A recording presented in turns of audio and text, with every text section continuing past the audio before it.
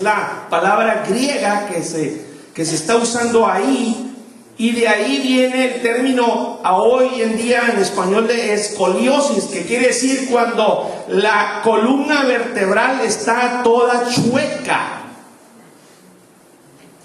Y aquí la palabra escolios quiere decir, usando el significado, sed salvos, cuídate de esta retorcida generación, o de esta generación difícil de soportar, en este caso para Dios, en relación al pecado, de esta maligna generación.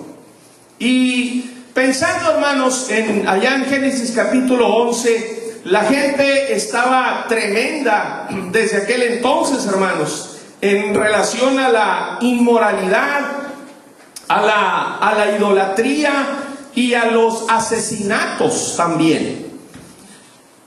Porque, por ejemplo, déjenme darles un ejemplo, ¿no? Allá en Génesis capítulo 10, verso 26, dice: y Joctán engendró a Almodad, Selef, Hazar Mabet, Gerá. Parece que ahí no hay nada, ¿no? Pero el tercer nombre que está allí en esa lista de los hijos de un padre, obviamente, está el nombre hebreo Hazar Mabet, que en hebreo quiere decir valle de la muerte.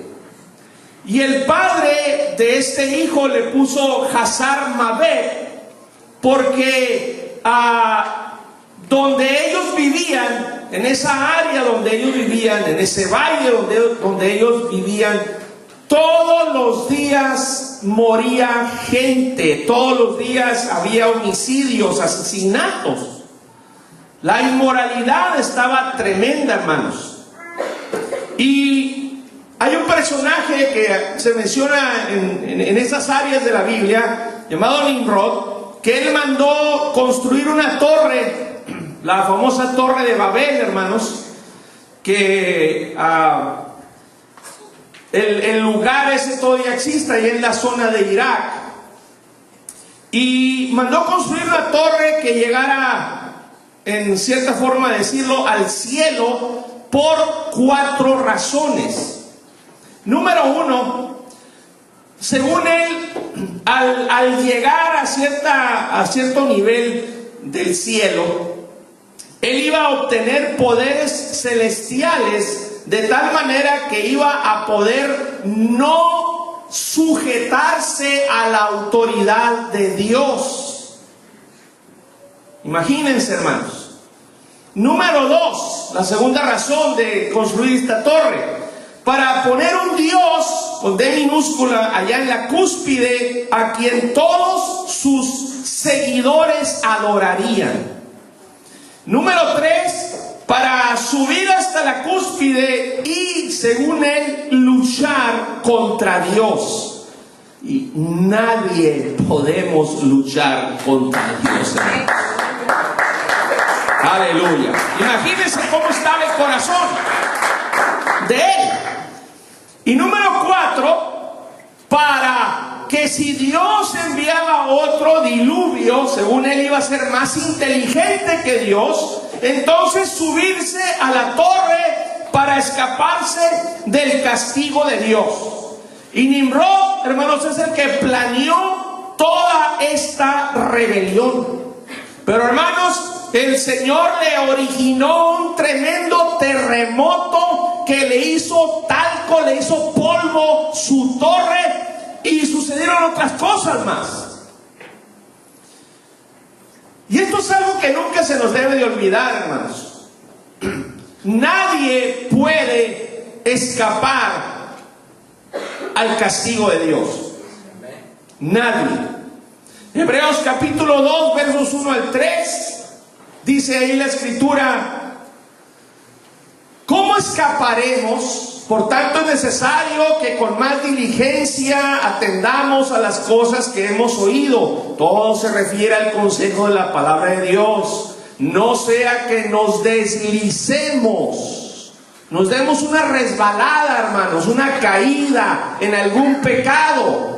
Porque si la palabra dicha por medio de los ángeles fue firme, como los ángeles que profetizaron la destrucción de Sodoma y Gomorra cuando sacaron a Lot, y toda transgresión y desobediencia recibió justa retribución o pago, ¿cómo escaparemos nosotros si descuidamos una salvación? No dice así a secas, sino salvación tan grande, la cual, habiendo sido anunciada primeramente por el Señor, nos fue confirmada por los que oyeron.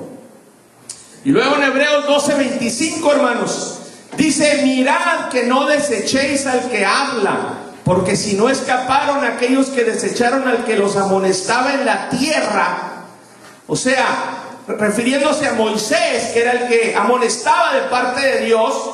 Si no escaparon aquellos que desecharon al que los amonestaba en la tierra, hubo muchos que desecharon al pastor Moisés, desecharon la autoridad del pastor.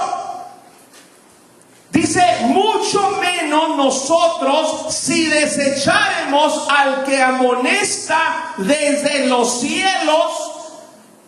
Pero ¿cómo lo hace? A través de un servidor, a través del hermano, del ministro Isaías, a través del ministro Siman, a través del ministro Daniel Andrade, en esta iglesia.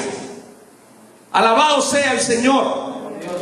Y este acontecimiento, hermanos, de la destrucción de su torre con esas 4 intenciones, sucedió 1996 años después de la creación del hombre, y 240 años después del diluvio, cuando Abraham tenía 48 años de edad y Noé murió en el año 2006, 10 años después de la destrucción de la torre, de la dispersión de la gente y el cambio de múltiples lenguas. Tenían una sola lengua y el Señor multiplicó los lenguajes.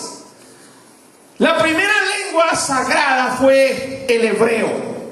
Esta fue la lengua que usó Dios para crear todo lo que conocemos como la creación de este mundo y del universo. Y Dios operó el milagro que de repente, hermanos, en una fracción de segundo, todos de repente empezaron a hablar distintos lenguajes.